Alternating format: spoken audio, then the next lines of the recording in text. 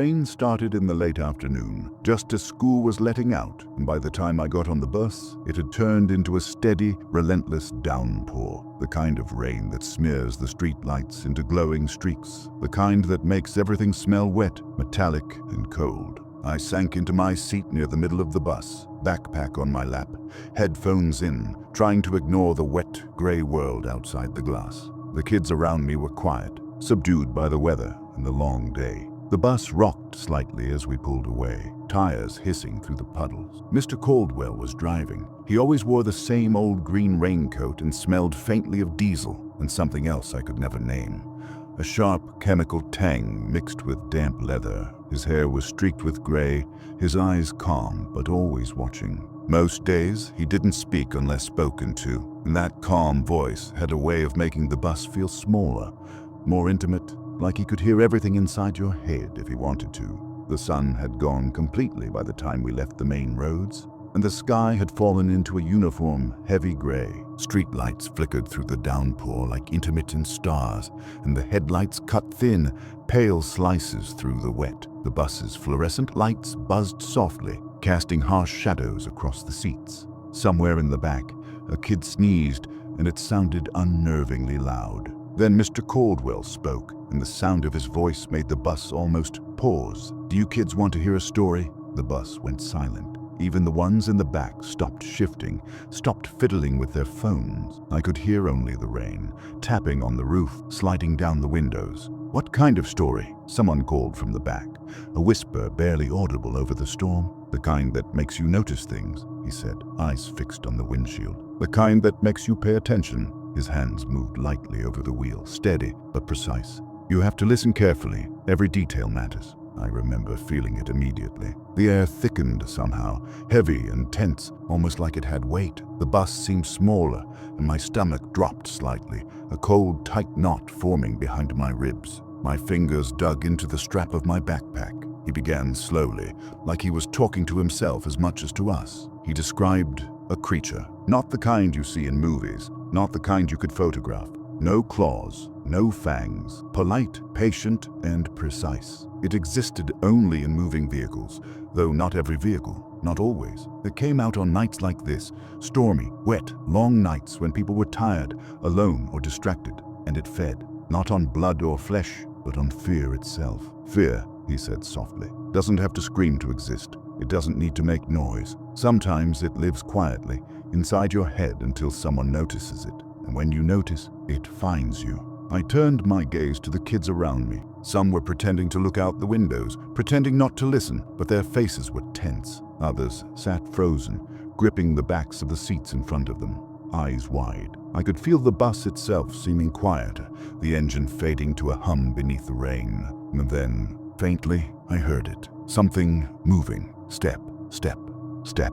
Slow, deliberate. I told myself it was a kid stretching, shifting. The lights flickered and the shadows seemed wrong, stretching unnaturally across the aisle. My chest tightened. My fingers were numb from gripping the backpack strap so hard. "Sometimes," Mr. Caldwell said, calm and soft, "it doesn't need you to be scared out loud. It can feel your fear quietly, inside. It waits, it watches, and step by step, it moves." The sound of movement returned. It wasn't fast. It wasn't even heavy, but it was there. Step, step, step.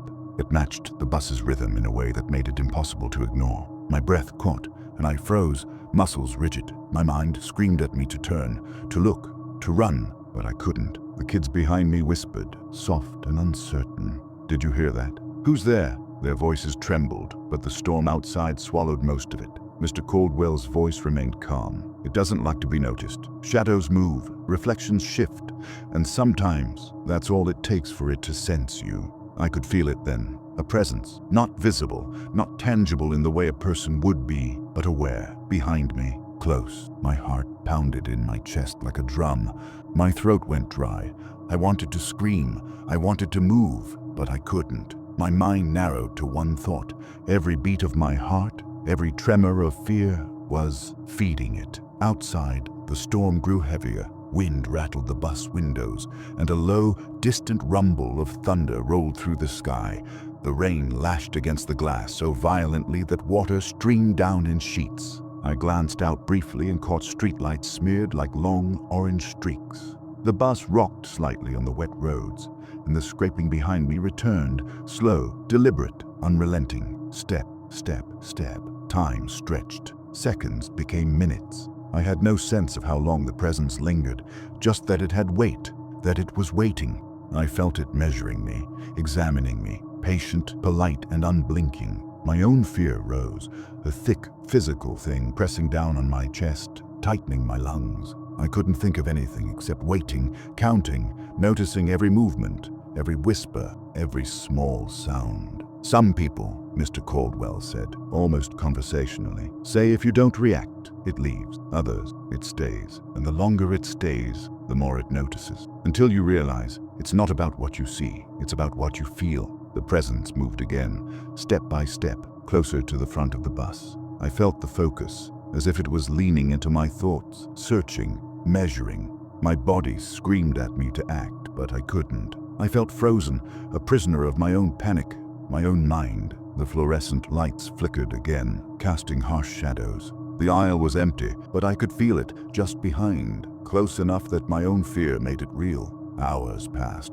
or maybe only minutes. I had no sense of time. The storm outside continued without pause, relentless and oppressive. The bus seemed suspended in this strange, isolated world, somewhere between my school and home, between reality and something I couldn't name. And then, slowly, it left. The dragging stopped. The aisle was empty, ordinary again. My legs worked, my lungs heaved. The other kids stared forward, pretending nothing had happened. Mr. Caldwell's hands stayed calm on the wheel, eyes fixed ahead. Even now, years later, I remember the weight of that presence, the way it leaned into my thoughts, patient, precise, silent. I remember how my own fear had been enough to make it real. I sometimes hear dragging in empty hallways or rooms when I'm alone. I feel watched in ways I can't explain. I remember Mr. Caldwell's calm voice, guiding the story, guiding my fear, and the slow, measured steps that never needed to appear to be terrifying. I don't know if it was real. I don't know if it was just the storm, the night, the tiredness, the way our minds stretch when we're small and anxious, but I know what it felt like. I know how my own fear became something alive, how the night pressed against the bus and made everything stretch and shift, and sometimes that's worse than seeing anything at all.